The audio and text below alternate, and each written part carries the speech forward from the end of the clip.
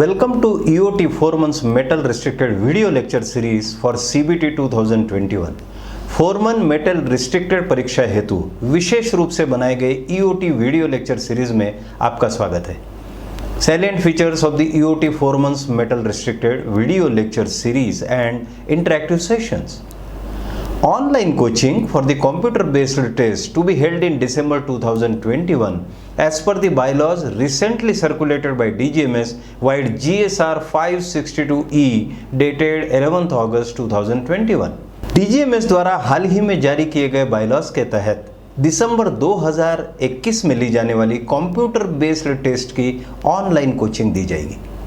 Entire syllabus will be covered in 18 video lectures in simple language, English Hindi combination।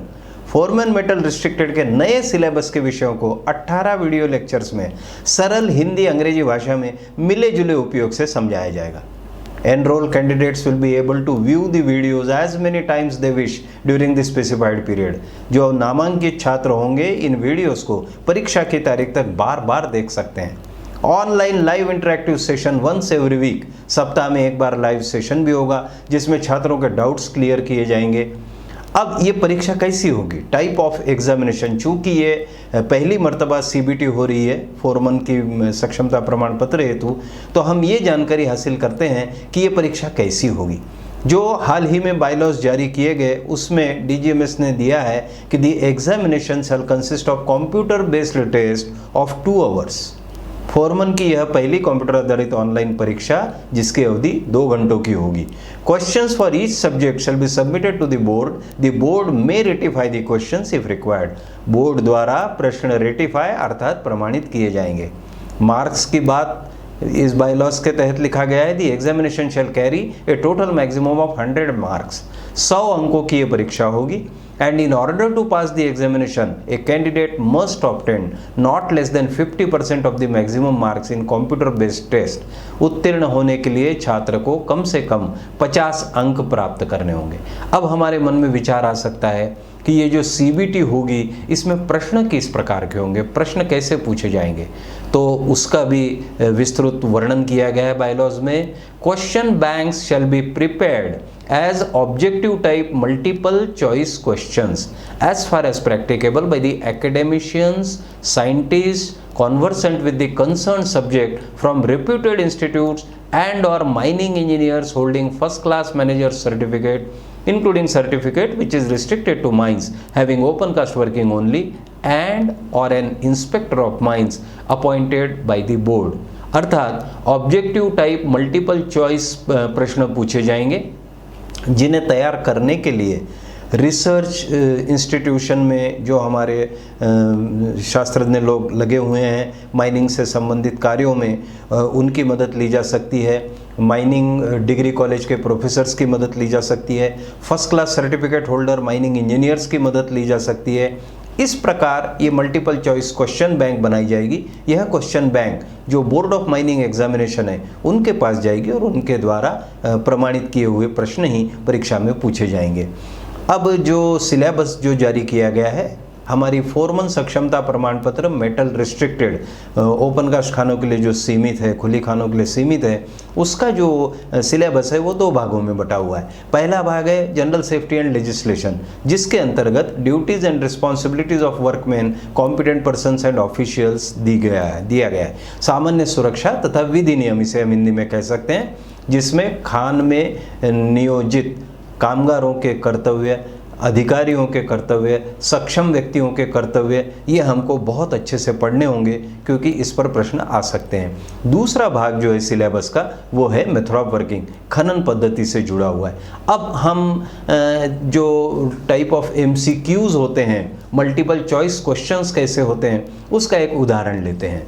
अगर हम duties of workman, competent persons and officials की बात करें तो इस प्रकार का प्रश्न पूछा जा सकता है, the minimum age for a person to be appointed as a competent person is.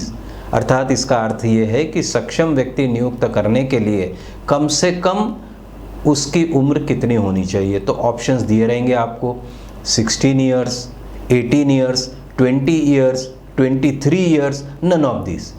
Multiple choice question की विशेषता यह है कि जो भी आपको ऑप्शंस दिए जाते हैं उन ऑप्शंस के द्वारा जो कैंडिडेट है, जो छात्र है, उसे पूरा कॉन्फिडेंस है या नहीं, उसकी परीक्षा ली जाती है। क्योंकि इसमें अगर आप देखेंगे तो आपको metalliferous mines regulation, mines rules, mines act में ये तीनों आएंगे।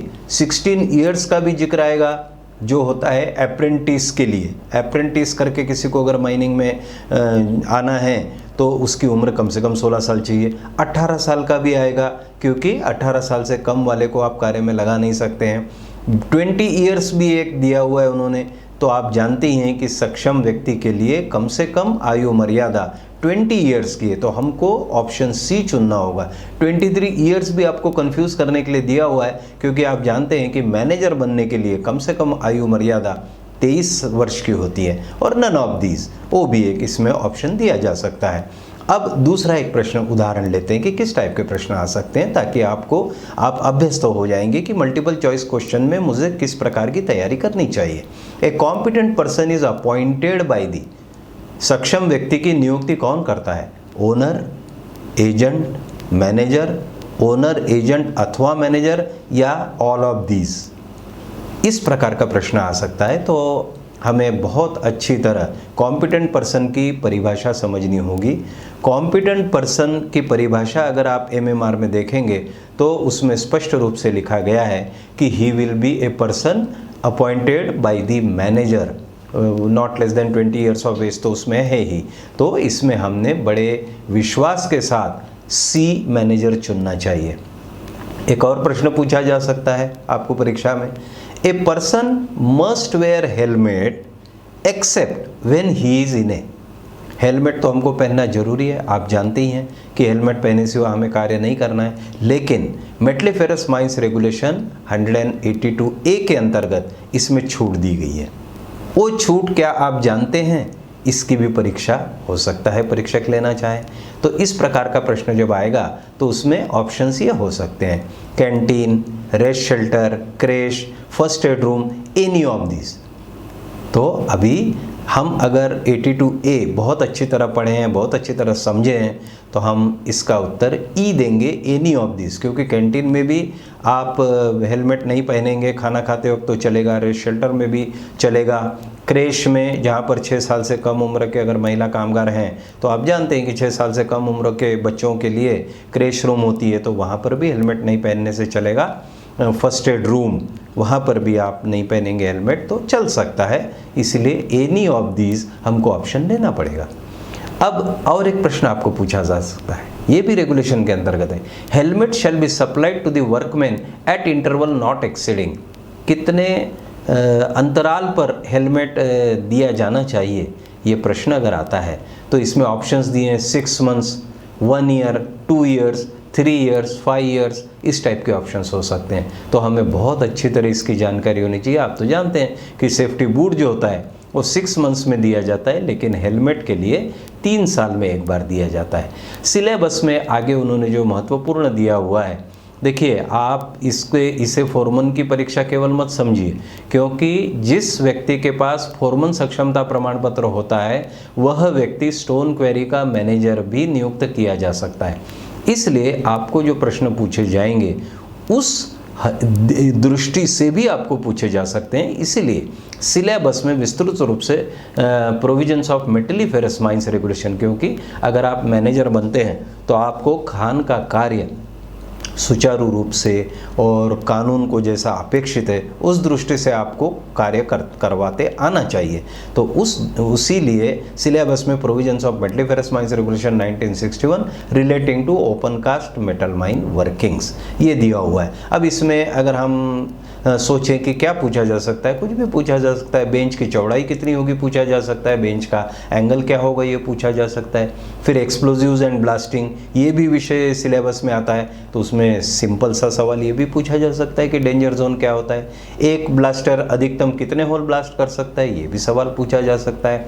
साइट मिक्स स्लरी और साइट मिक्स इमल्शन दोनों बारूद में क्या फ़र्क होता है, इससे रिलेटेड भी MCQs आ सकती हैं। फिर आप तो जानते ही हैं कि खनन कार्य में लोडिंग, ट्रांसपोर्टेशन एंड डंपिंग ये एक महत्वपूर्ण एक्टिविटी होती है, तो इससे जुड़े प्रश्न भी पूछे जा सकते हैं। डंप की अधिकतम ऊंचाई कितनी रख सकते हैं ये पूछा जा सकता है। टेरेसिंग क्या होती है ये पूछा जा सकता है। Precautions against danger from fire, dust, gas and water and of other provisions and rules, enforcement of and compliance of provisions under the regulations to which foreman is responsible. इस प्रकार का उन्होंने अपने सिलेबस में दिया हुआ है। अर्थात आग से बचाव के उपाय, ये भी पूछा जा सकता है कि ABC टाइप का जो फायर एक्सटिंग्विशर होता है तो A टाइप का किस प्रकार की आग के लिए इस्तेमाल होता है। फिर धूल से, विशेष रूप से धूल से स्वास्थ्य पर होने वाला विपरीत प्रभाव क्या होता है, परमिसिबल लिमिट्स जो है डस्ट की, एयरबॉर्न डस्ट की, वो कितनी होती है, डस्ट सर्वे कैसे करते हैं, और डस्ट सैम्पलिंग जो इंस्ट्रूमेंट होता है ग्रेविमेट्रिक डस्ट सैम्पलर उसे क्या कहते हैं, और लाइटिंग सर्वे कैसे करते हैं, लक्स क्या होता है, what is the standard of illumination in an open cast mine. इस प्रकार के सवालों के लिए हमें तैयार रहना चाहिए। सिलेबस में आगे देते हैं कि फोरमैन की विस्तृत रिपोर्ट में क्या क्या जानकारी लिखनी है। हम आपको हमारी वीडियो लेक्चर्स की कोचिंग के दौरान ये संपूर्ण चीज़ें बड़े ही विस्तृत रूप से और आपके कंसेप्ट्स क्लियर करते हुए हम समझाएंगे। और एक महत्वपूर्ण विषय इसमें जोड़ा गया है जिसे hazard identification, risk assessment and risk management, safety management plan कहते हैं। जैसा कि आप जानते हैं कि हर माइंस को एक सेफ्टी मैनेजमेंट प्लान बनाना होता है और इस सेफ्टी मैनेजमेंट प्लान बनाने में एक फोरमन की अहम भूमिका होती है। वो फोरमन उस टीम का सदस्य होता है। उस वजह से फोरमन की परीक्षा में रिस्क की परिभाषा भी पूछी जा सकती है, हजार्ड क्या होता है पूछा जा सकता है, रिस्क स्कोर क्या होता है ये पूछा जा सकता है, सेफ्टी मैनेजमेंट प्लान क्या होता है ये भी पूछा जा सकता है।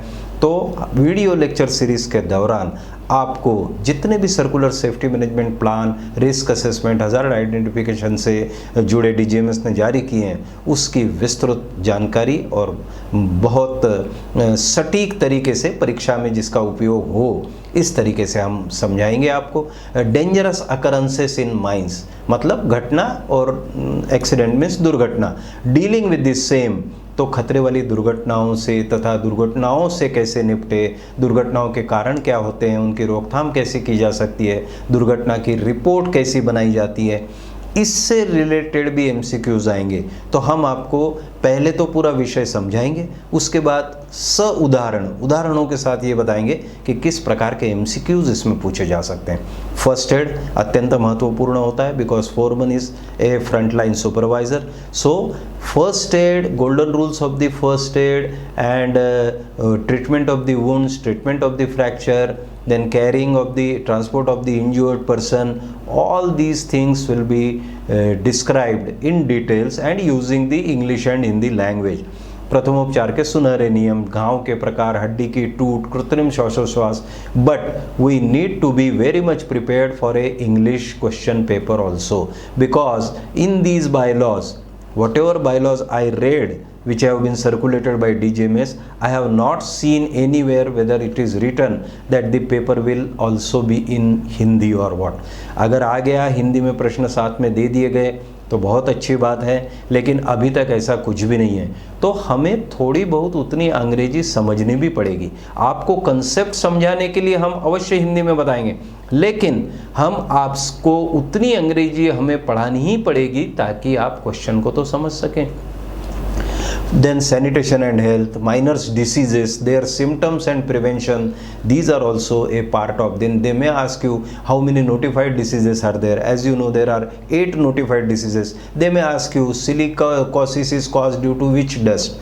They may ask you cancer of lungs, mesothelioma is caused due to which dust. asbestos से होता है, आप जानते हैं। इस प्रकार के प्रश्न आपको पूछे जा सकते हैं। Then emergency preparedness and response, what is emergency plan, what is emergency standing order, accident investigation, why and how, because a foreman is also a workman's inspector, you know that, and as a workman inspector whenever there occurs any serious injury or accident, then the foreman has to reach the spot and the foreman may be required to assist the safety officer in inquiring about the accident so that there is no reoccurrence. So from that angle you must know how accident investigation is done and why it is done.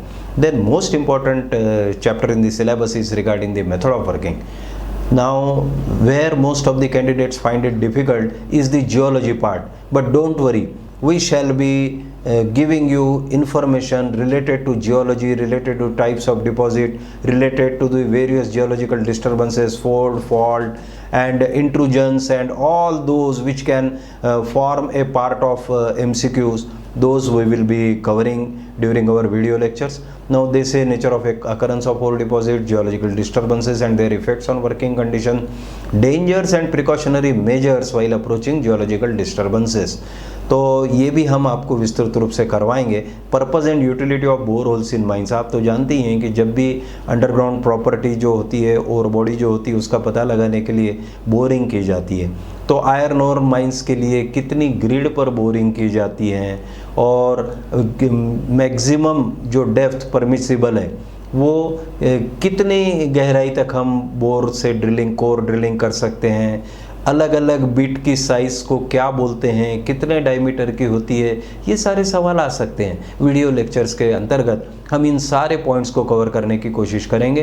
Then open cast methods of mining, mechanized and manual methods, deep hole drilling and blasting. आप तो जानते हैं कि 3 metre से गहरे whole को deep whole कहा जाता है. शॉवेल्स एंड डंपर्स, वो मेन सोर्स होता है ट्रांसपोर्टेशन का. सरफेस माइनर भी बहुत सारी माइंस में यूज़ होते हैं. तो सरफेस माइनर्स में एक कट में कितना मिट्टी काटी जाती है, कितना लेयर काटा जाता है, ये भी सवाल आ सकता है. सरफेस माइनर जब सिलेबस में दिया हुआ है तो सिर्फ what are the which of the following is not the safety feature of a surface miner, इस टाइप का भी प्रश्न पूछा जा सकता है.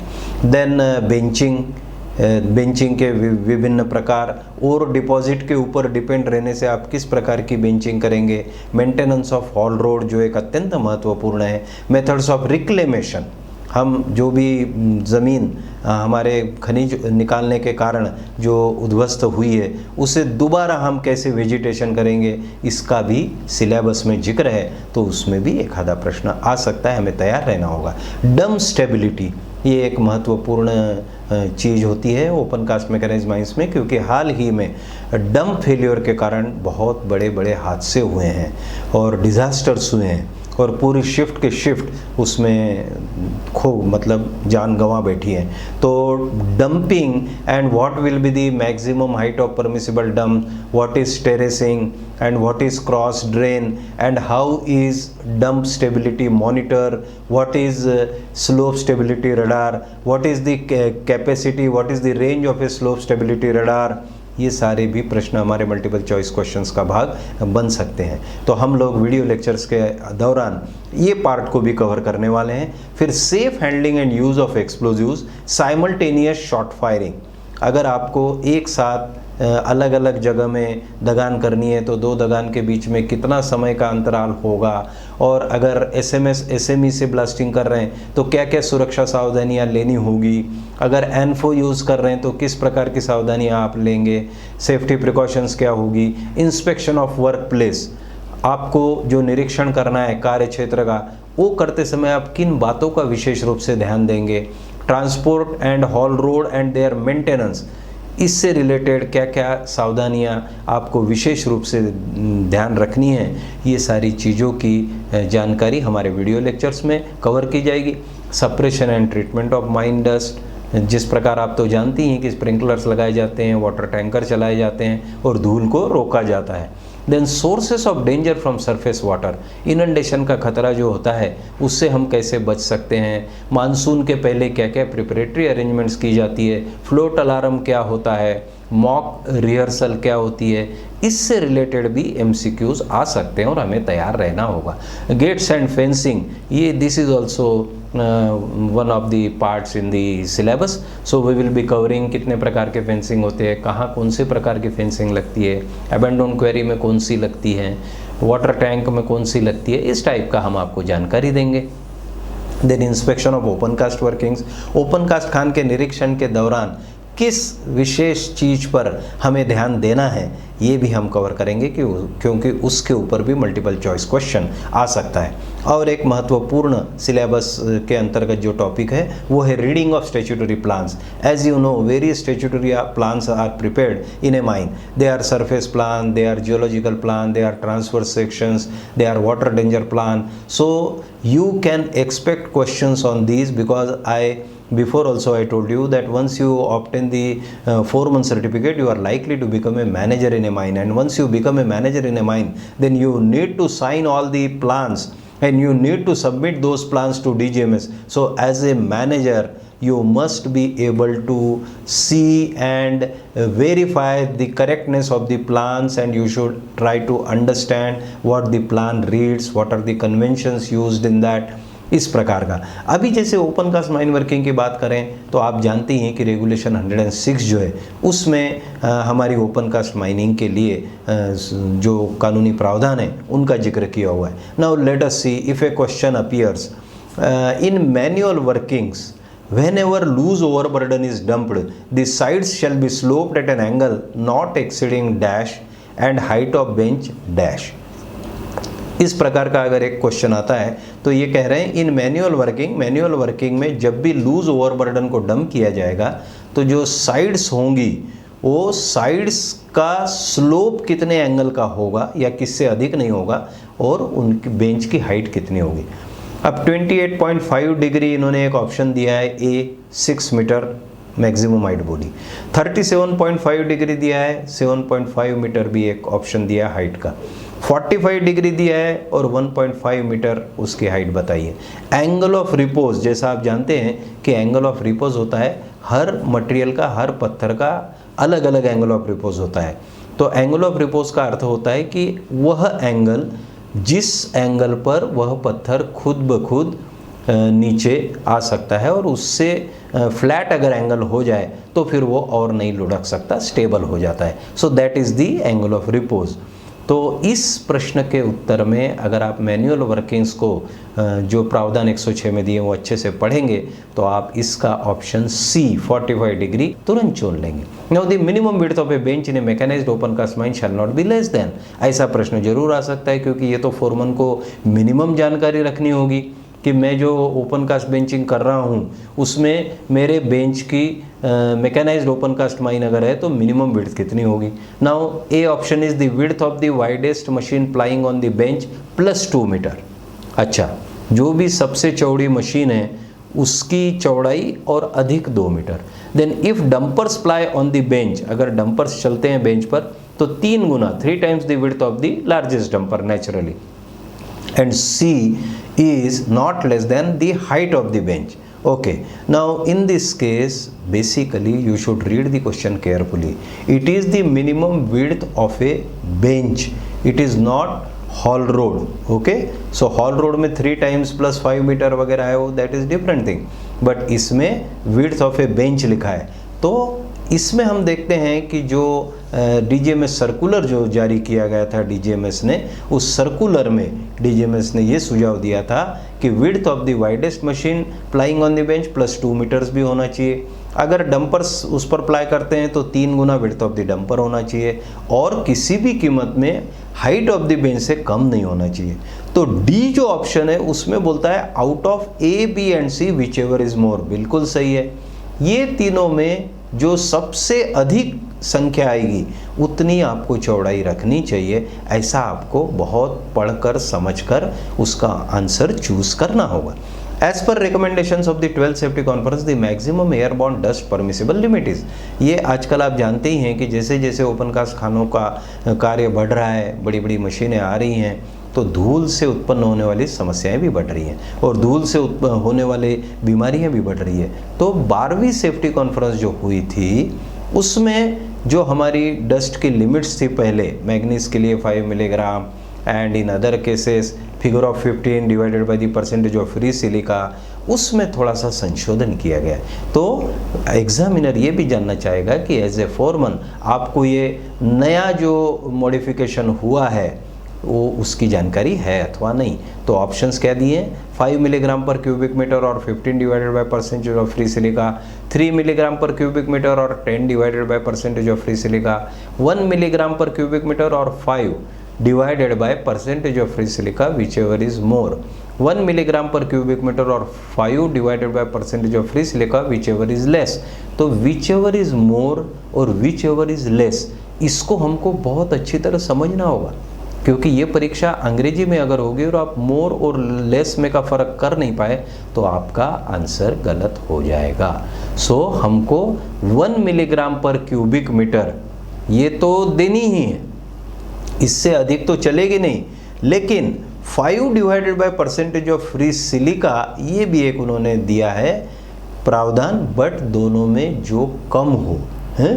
तो अभी जैसा एक उदाहरण लेते हैं, ठीक है। इस प्रकार का प्रश्न हमको आ सकता है। As per 12th safety conference recommendation the permissible limit will be dash if the percentage of free silica in a mine airborne dust sample is 4%। अब अगर हम पिछला फार्मूला लगाते हैं, जिस फार्मूले में लिखा है कि figure of 5 divided by percentage of free silica, तो 5 को अगर 4 से हम डिवाइड करते हैं तो वी गेट 1.25, लेकिन हमको विच एवर इज लेस बोला गया है 1 मिलीग्राम और ये फॉर्मूला, तो हम 1.25 चूज़ नहीं करेंगे। ऑप्शन में हमें 1 मिलीग्राम पर क्यूबिक मीटर चूज़ करना पड़ेगा।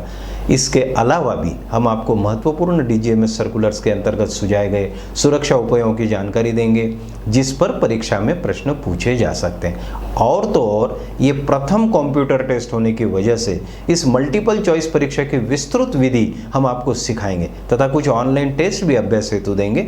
और हमें पूर्ण विश्वास है कि आप हमारी EOT Foreman competency video lecture series से अवश्य लाभान्वित होंगे। निःशुल्क रजिस्ट्रेशन हेतु निम्न लिंक पर क्लिक करें।